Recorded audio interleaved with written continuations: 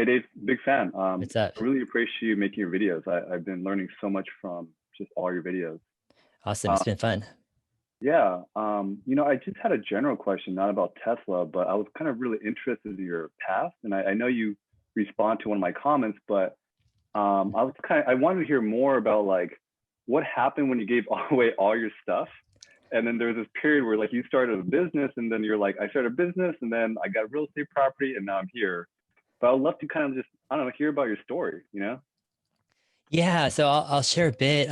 So Sean, I think you're referring to like this how I stopped feeling poor, a video that I did a while Yeah. back where I kind of share, and it's kind of like this kind of different angle on, kind of money and finance a bit. Yeah, I've always had this deep connection with people that just have less and who struggle, in this life. And so in my 20s, I actually, after college and grad school, I spent like almost a decade just in the inner city of LA. I started a nonprofit, and we also went to just countries around the world with different teams, and we just like really saw like the poor and the poorest of the poor, and we saw addiction, and that was kind of my whole thing is I just wanted to be part of that, to give what and to try to help.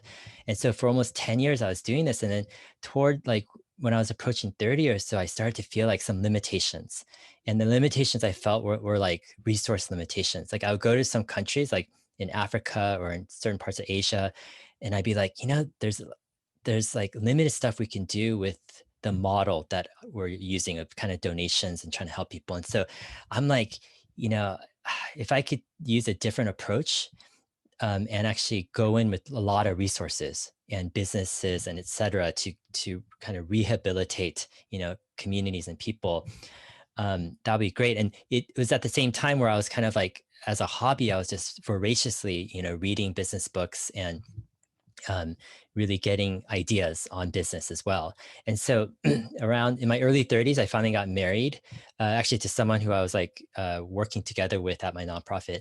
And I'm like, hey, I think this is the turning point for me. I think this is the turning point where I'm going to switch from kind of the nonprofit thing. I'm going to try to see if I can invest, do some business, and see what I can do to create some resources. And so the first year of my marriage, it was kind of fascinating. I told my wife, hey, let's not work at all, because she had some savings and stuff that from her kind of previous job and stuff. So I'm like, let's take a year off, and I want to just explore like what is investing, and I want to come up with an investing kind of philosophy, and I want to see where is the best place we can invest in and just build something. And for the whole year we just kind of hung out, and we read a bunch of books, watched a bunch of stuff, and I'm like, hey, where's the best place, like what is the best thing to do? And I was reading like all the different strategies for stocks and real estates and all these books, and like everything was just so. And um one day, it was like it was January, February or so, Steve Jobs announced the App Store, and I was like a huge iPhone fan. I've always been into technology. Growing up in Silicon Valley, kind of my parents, my mom was actually a programmer at Intel, um, but like I knew the iPhone was going to be huge. But then when Steve Jobs announced the App Store, I looked at my wife. I'm like, this is it. This is going to be huge, bigger than anyone realizes, right? And she's like, what are you talking about, right? Um, and so I'm like, hey, we've got to do an app. We just got to do an app. It doesn't matter. And like, she's like, what are you talking about? We know nothing about apps. I'm like, I don't care. We just got to try it. And so what ended up happening was that summer, the App Store was opening kind of like end of summer or fall or something. And so I told her, I said, hey, let's just put out an app. Who cares the quality, the whatever? Let's try something. So we took out a piece of paper and we drew like two iPhone screens, and it was a simple like app. And I think later later on I'll kind of explain maybe our app and our company, but it was a simple kind of tracking app. And we found someone on Elance, which is pre-Upwork. So it's like a freelancing site. And it was $500 to put together this 2-page app. And it took a week for the programmer to do it. and we uploaded it to the App Store, and we're like, hey, this is our idea. It took a week, $500, and let's see what happens. And surprisingly, it started to sell, and the first week we're like getting like few hundred downloads and like a couple thousand downloads, and like it's just like we're just amazed, and it's in the top 5 of its category like within a week or two. And one of the things is there just wasn't a lot of apps in the App Store at that time. And so our app was like top 5. And I'm like, wow, this is crazy. And so we're like, oh, we've got to do another app. So we make, another app and another app and another app, just kind of like these simple, they're more like in today's world, they'd be called more like widgets. They're just like kind of small stuff because we at that time, the whole concept of apps wasn't really developed. It's just early on. Put up a bunch of apps, and surprisingly we were getting enough income after like literally just a month to hire someone full time or even 2 people full Wow. time. And we're just like, okay, our net investment was like $500. And we were already like, so we were like, hey, we talked to the programmer that we were working with, and we're like, we need you full time, and he had like good Mac experience in terms of programming. So he joined us, and then we ended up getting another programmer within another few months. And we were able to, from that kind of genesis, we just started to kind of like um, do different experiments. We started to like do a bunch of apps, and then we started to just focus on one app, and we tried to invest in some new ideas. And it was a kind of a long saga over the years. And our app company, it isn't necessarily the most successful app company out there by any means at all, because a large part of it was my kind of approach is like I kind of have a very strong life work balance where I don't really work as much as most people would work. And my wife was going through a lot of issues personally where I felt like that was a priority for me to help her. So I had like a limited amount of time to work on a business or something.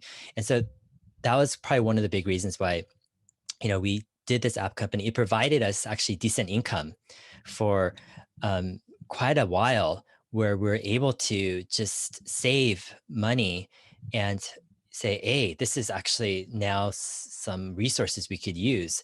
And so what do we do with this? And I was the funny thing is I told my wife, like, I'm not going to put this in anything that gives us any interest. Like, I'm going to put this in a 0% savings account. And she's like, what are you talking about? She's always like put her stuff in CDs or something, that gives like a few percent. I'm like, no, it's like, this goes into like 0%. And she's like, what are you talking about? I'm like, it goes into 0% because it's going to motivate me to find like a great investment.